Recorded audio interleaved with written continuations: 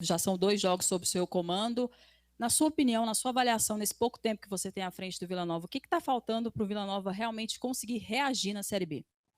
Boa noite. Hoje foi um jogo muito frustrante, particularmente para mim. A postura e a atitude que nós tivemos contra o Bahia foi o oposto hoje, principalmente no primeiro tempo.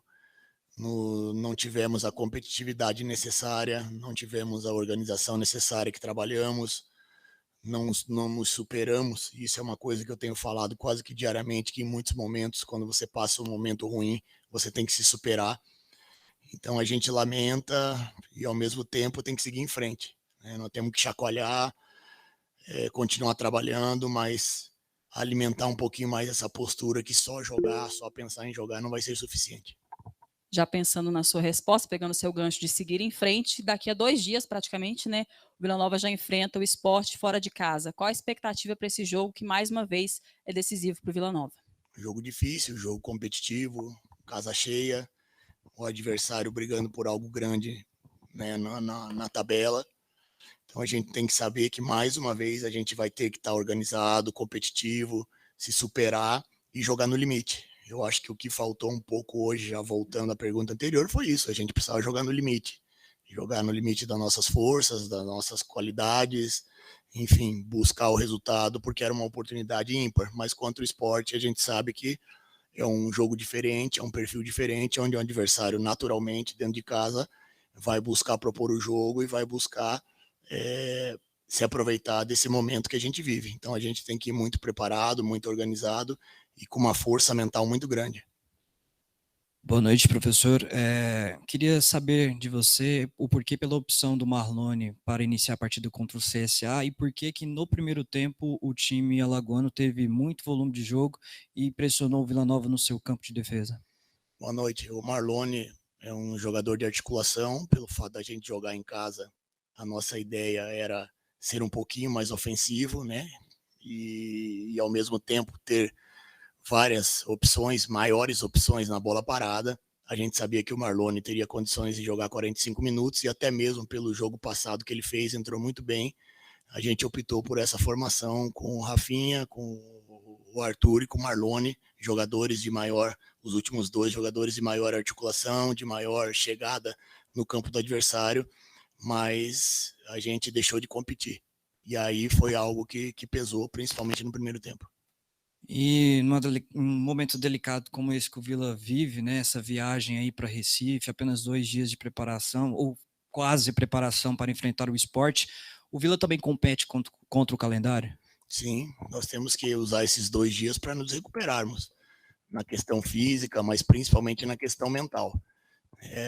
O clima no vestiário era muito claro, o sentimento no vestiário era muito claro de que a gente não jogou no limite que a gente jogou contra o Bahia, né? Nós não jogamos na intensidade que a gente jogou contra o Bahia e isso custou os 3 pontos, mesmo em alguns momentos a gente oscilando essa intensidade, mas o jogo tem que ser jogado de uma maneira muito competitiva durante os 90, 95 minutos.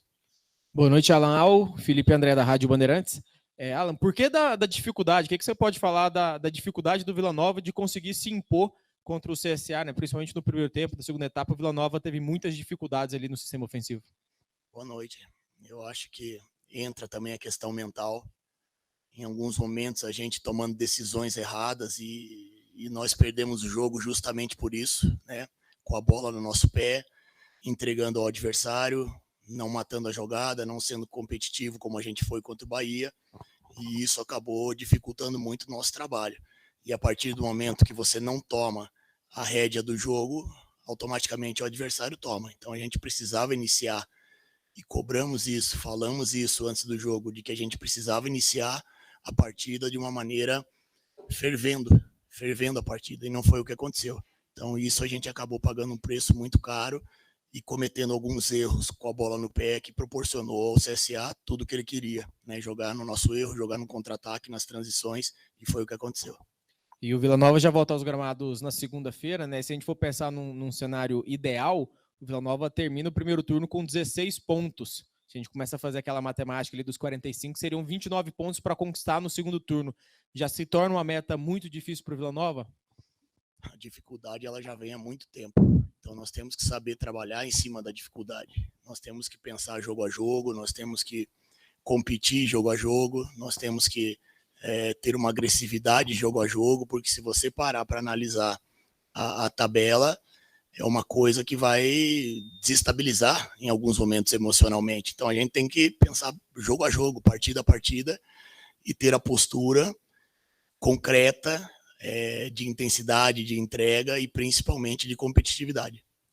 Professor Alex Rodrigues da Rádio CBN, bom estar falando mais uma vez. E assim, na última coletiva contra o Bahia, até te perguntei sobre a questão de capacidade técnica dos jogadores que você tem em mãos. Você teve um pouco mais de tempo para trabalhar com esses jogadores. A gente sabe que o elenco do Vila talvez até não te dê tantas opções diferentes assim para variar muito a formação, a estrutura do time dentro da competição, mas a janela está se abrindo agora novamente no dia 18.